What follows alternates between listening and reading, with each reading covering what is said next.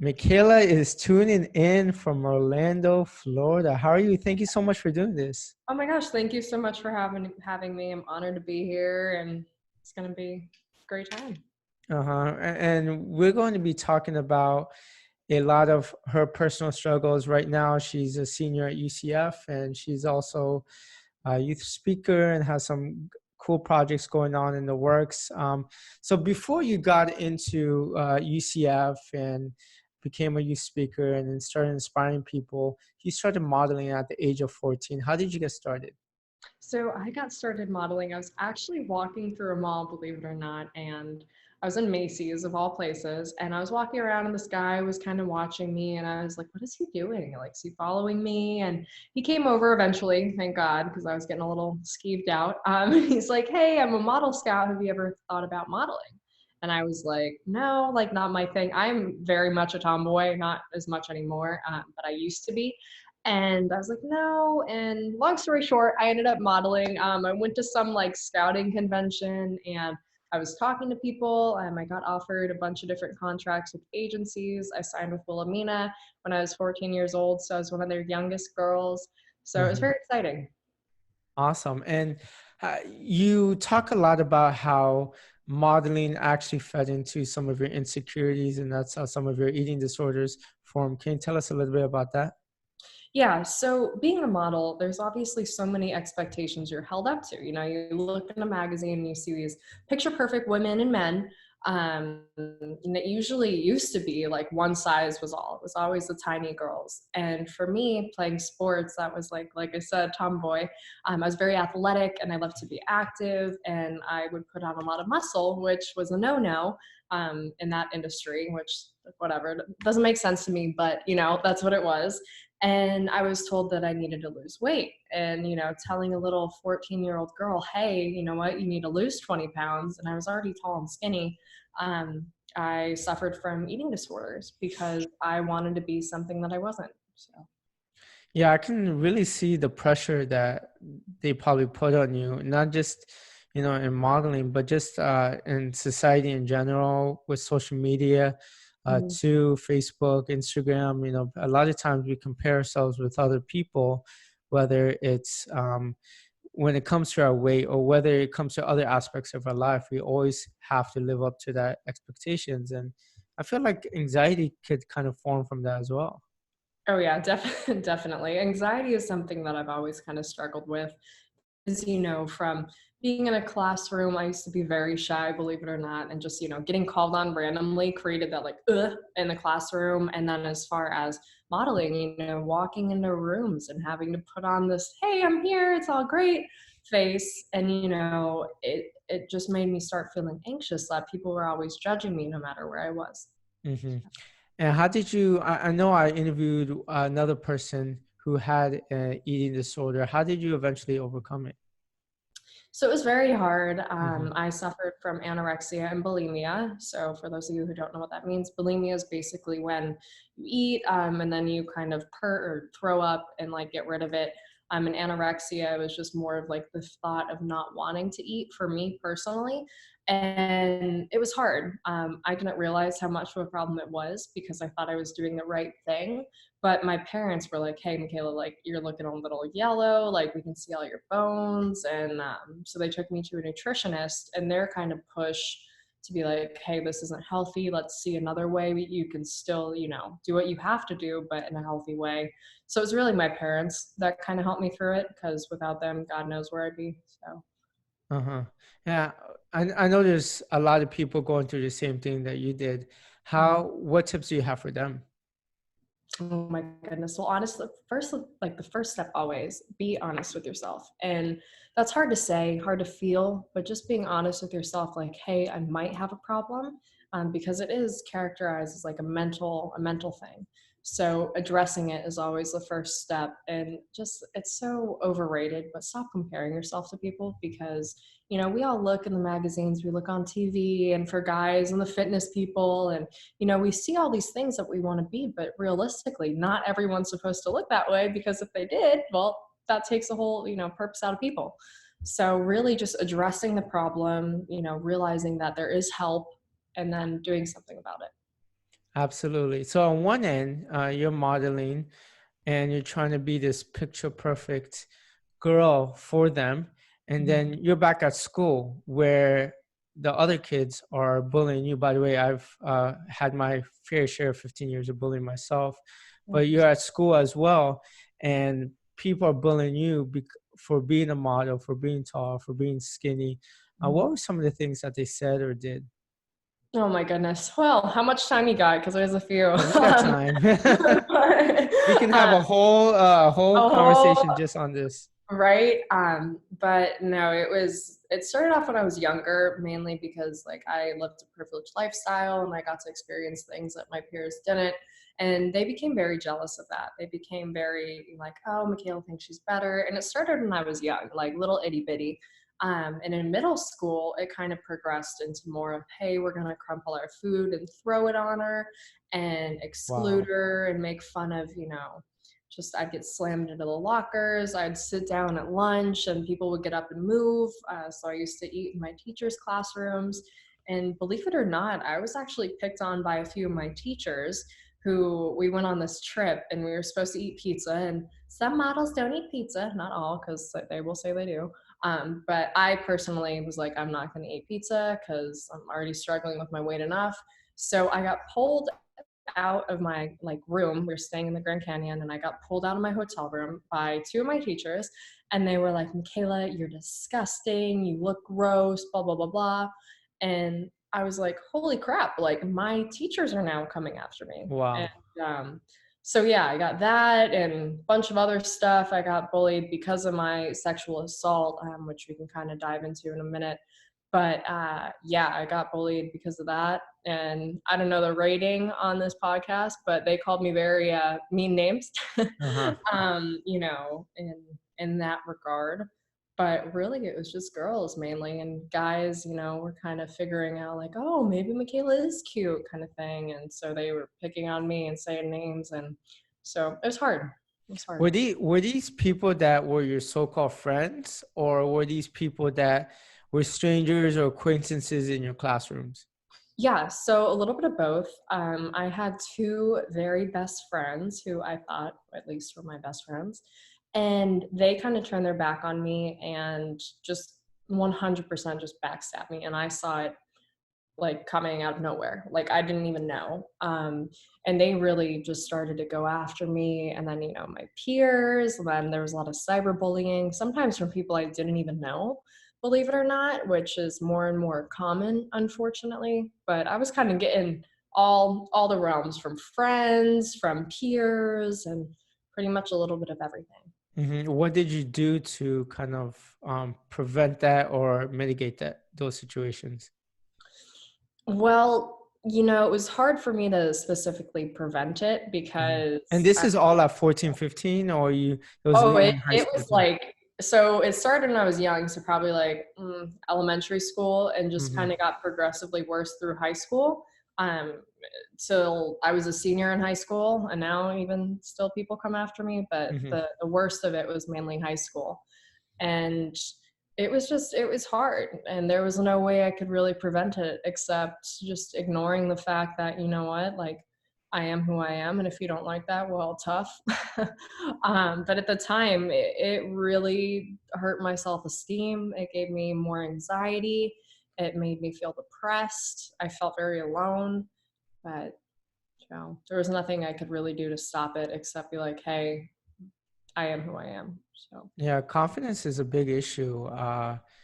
It's when someone says a small thing, regardless if they're joking or not, you never know how the other person can take it and mhm. can lead to confidence issues and self-esteem issues later on in life.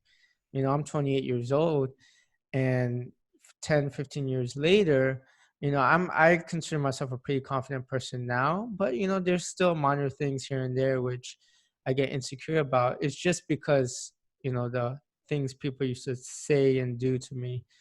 um the bullying goes on. Everyone gets affected with bullying. I saw one of your talks where you said, hey, raise your hand if you get bullied. I'm sure everyone at some point in life gets bullied.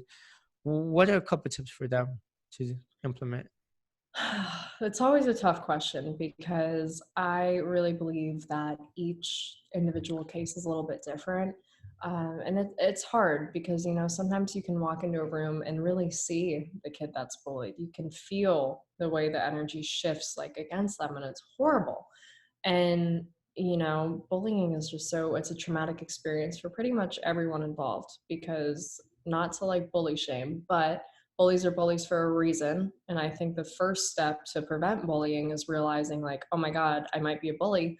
Because we say things we don't mean. And I'm guilty of it to this day, and realizing that the words you say to people really do matter. And, if you're being bullied, to maybe even vocalize to that specific person, like, hey, this bothers me. And then if they don't stop, like, then obviously it's intent to bully someone. But it's realizing that it's happening. It's realizing that you're not alone, and that more importantly, you can get through it. Hmm. And to add on to that, if someone says something mean now to me, I don't really take offense to it, Yeah. because eventually, as the years go on, you have two choices. You can either be ashamed of who you are, or you can either be proud of who you are. And if you're truly proud of who you are, and someone says something about you, doesn't doesn't really bother you as much.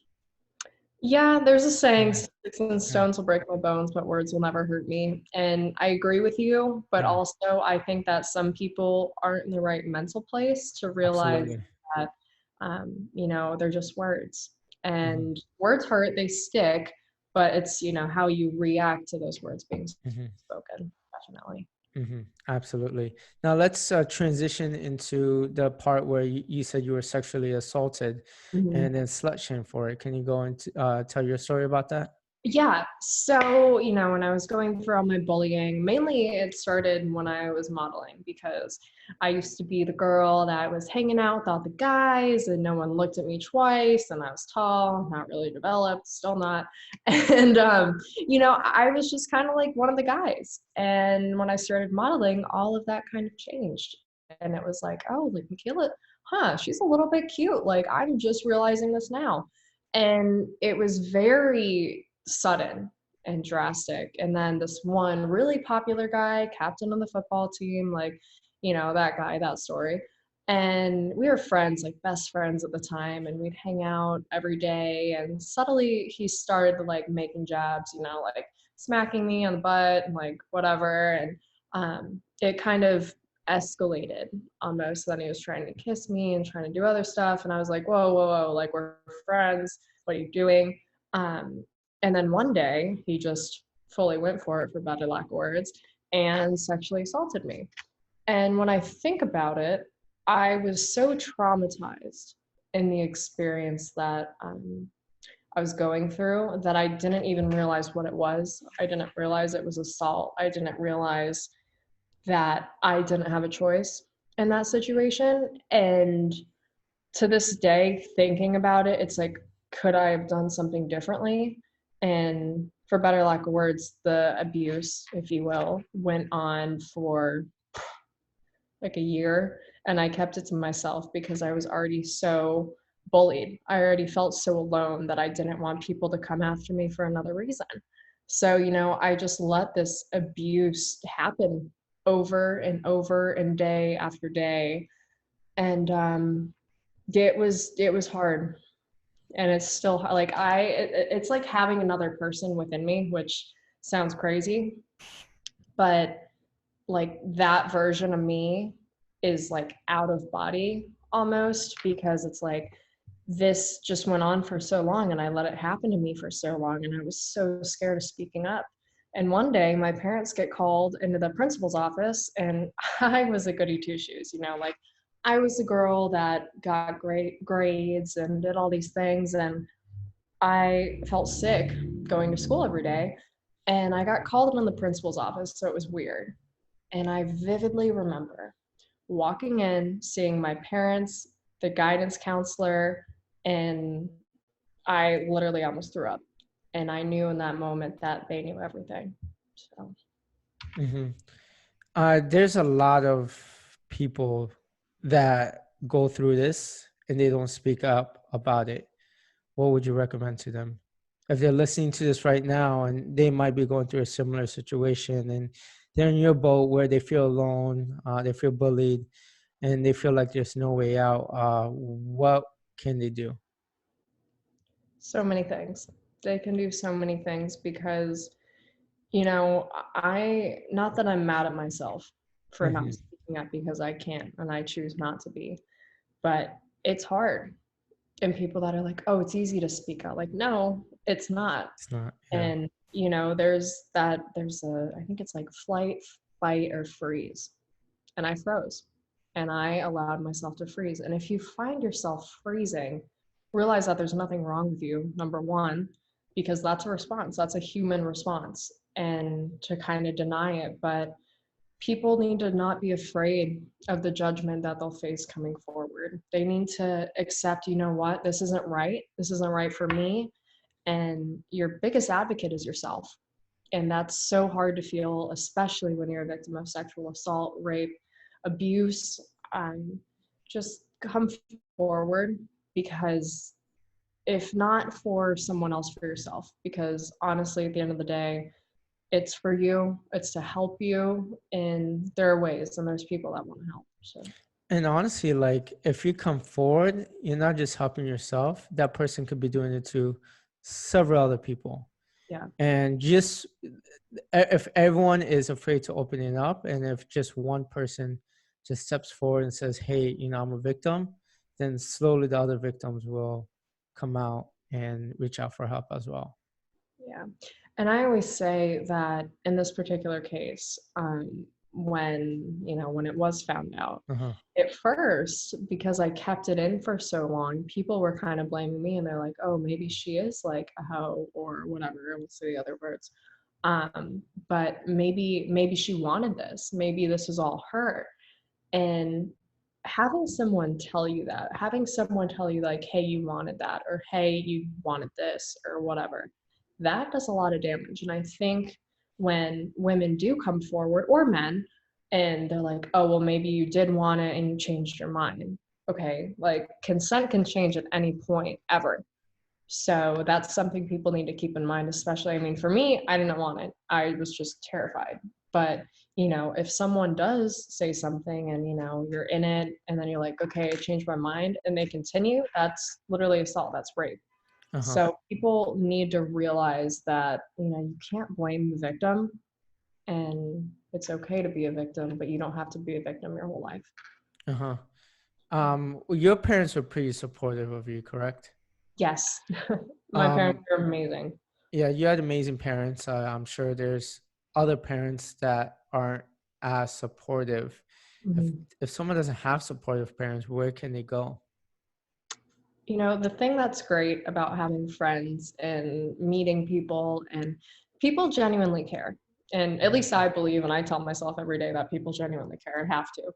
But, if you don't have parents, trust in a friend, trust in, sometimes it's even helpful to talk to strangers. And I know that sounds random, but, if you're ever on a plane and start talking to the person next to you, sometimes just venting to anyone can help, Mhm. or venting to a doctor, venting to a psychiatrist or psychologist or something of that nature. Like, there's nothing wrong in talking to someone, and someone supports you somewhere always. Mhm.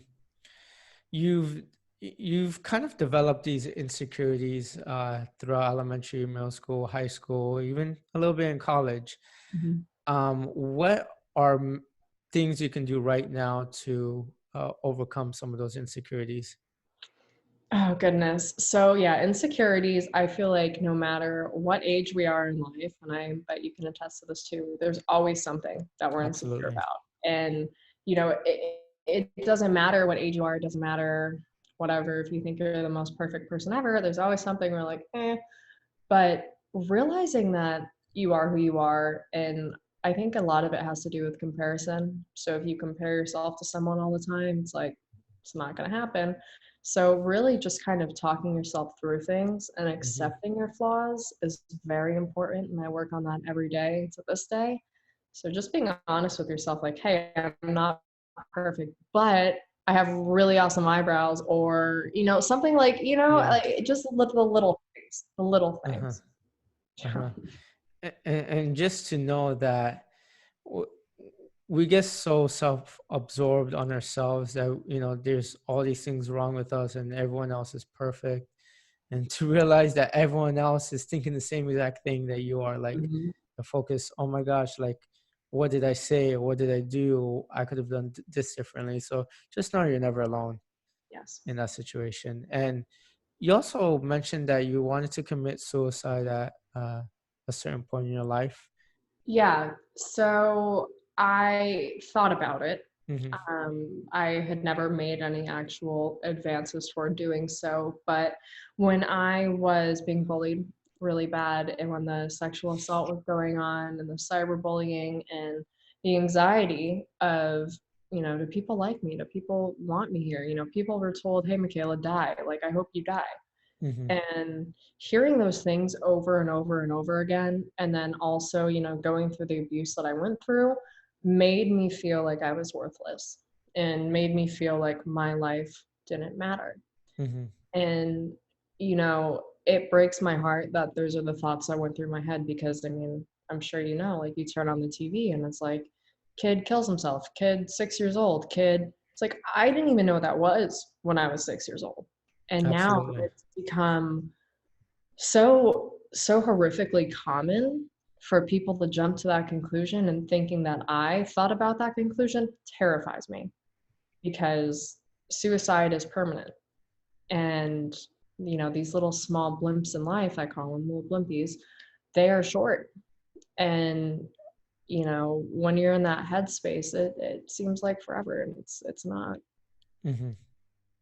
So. Absolutely. I was interviewing Mark Merrill, and he was, in that situation where he was about to commit suicide. He pretty much lost his whole family, his mom, dad, sister, brother, um, addicted to drugs, and he was going to make that decision. He's so glad he didn't, because now he speaks in like 200-300 schools a year, Mhm. impacting so many lives. And if that small moment that you're going through, just know that it's just a small part of your life that you're probably not going to remember as much 20 years from now. Exactly. Yeah. And yeah, thinking back on when I was in that headspace, it's hard because, I went through all the things that I went through for a reason. Hmm. And so did you, and so did everyone else. But Absolutely. it's just a matter of pushing through and getting through that dark place and Mhm. realizing, like, you know what, it's not so bad. How did you get involved with inspiring the youth? So I always laugh about it because I never in a million years Uh-huh. thought I would be doing what I'm doing now. And I'm sure you can like testify to that too. Hmm. It, I feel like, and for people listening, I believe in God, and I believe that I am here for a reason, and I found my purpose. And, at the time I was like, I'm going to be America's Next Top Model. I'm going to do this. I'm going to do that. Me, me, me, me, me. Yeah. And that's how I thought. And I don't think that way anymore. And I remember just like going through all this stuff and I was like, there has to be a reason. And then I wrote my book. um, so, Yeah. this was kind of like I went through all these things and I realized that, people go through horrible, horrific events every day, and it's what you do with it. And I was like, I'm going to write a book to let people know that, hey, you're not alone, your life matters. And Absolutely. so I did. And that was the start of all of this. Uh-huh. And what are some of the schools you went to? Have you Oh been my to? goodness. I have been to a lot. Uh-huh. To name them, I just spoke out in like Kansas and Nebraska. I was just out in San Francisco. I do a lot in the Florida areas and donations and some all over the place, but definitely Uh-huh. each school is special in its own way. Don't want to pick one because that would Uh-huh. be rough, but And what's your book about? so my book is pretty much about everything that, we've been talking about, but like in depth. So bullying, body image, peer pressure, mental health, suicide, assault, just the things that we all go through when we're young and don't necessarily know how to navigate. So Hmm. it kind of reminds me of like that Ned's Declassified show, which is probably like, I don't know if you remember that show, but I used to watch that show. And it's kind of like an advice book. So my story, my advice, and yeah. And Blatantly Honest, correct? Blatantly Honest, yes. Okay, Normal, abnormal life. where Is can the people find that book? So they can find it at Barnes and Noble, on my website, Amazon. So it's all over the place. And how But if they can order from me, I personalize like each book on the inside, and they get a cute little ooh, note. So kind of wow. fun. And how can someone be blatantly honest with themselves? Oh man, I love this question. So being blatantly honest is like, hey, here's the straight up answer, like Hmm. me or don't.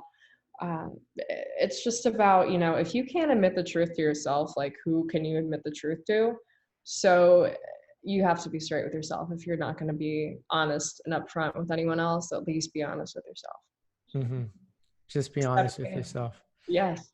Sometimes the truth will hurt, but Truth definitely hurts sometimes, but also it's the most important thing we have. And Mhm, if we can't tell our own truth, then mhm. nothing can. And Makaila, do you have any last tips for teenagers going through some type of struggle right now Yeah. and feel like they're alone? So, I keep saying be honest and realize that your life is so valuable Hmm. and we only get one life. And I think we forget that. I feel like we all think we're going to have like this alternate universe kind of thing, which, hey, I don't know. That's not up for me to decide. But the life we're given now, we need to use and utilize and have a purpose. So, regardless of, what you think you're going through right now and what you are going through right now, it's not forever. It's not Hmm. permanent, and you will get through it, and your life matters, and the world needs you. And yeah, you just have to believe in yourself, even when it feels like no one else does. And you hit it straight on with purpose part Mhm. because everyone some people find a purpose early on. I've interviewed actually some 13, 14-year olds who found their purpose right now and they're pursuing their goals and dreams. And then I interview other people that's much older that find their purpose later on in life. So purpose is what really drives us to become happier and fulfilled. Yes, purpose is so important. And like you said, some people find it Hmm. young. I found it young when I didn't even realize what I was trying to find. Hmm. And some people might find it when you're 90, like Yeah. you can't really Who knows? find, but it'll find you. I think Uh-huh. your purpose always finds you. And Makaila, where can people find you? They can find me. Oh my God. Well, I have an Instagram, which is just Makaila Nichols, my website. They can follow me on my podcast, which is on Spotify. They can maybe like send a bat signal and I'll appear. That'd be awesome. Um, but I'm available to do speaking engagements everywhere and anywhere. Just reach out to me on my website, which is makailanichols.com. And yeah, just try to spell Makaila Nichols into your Google search engine, and it'll show up somewhere somehow. Awesome. Thank you so much for doing this. Oh, We've been in contact for, I think, a month or something. yeah. And so grateful to have you on and just shed a light to everyone. I appreciate it. It has been such an honor Uh-huh. talking with you, and you're going to do amazing things. You already are. So I'm happy to be part of your journey. Thank you so much. Mhm.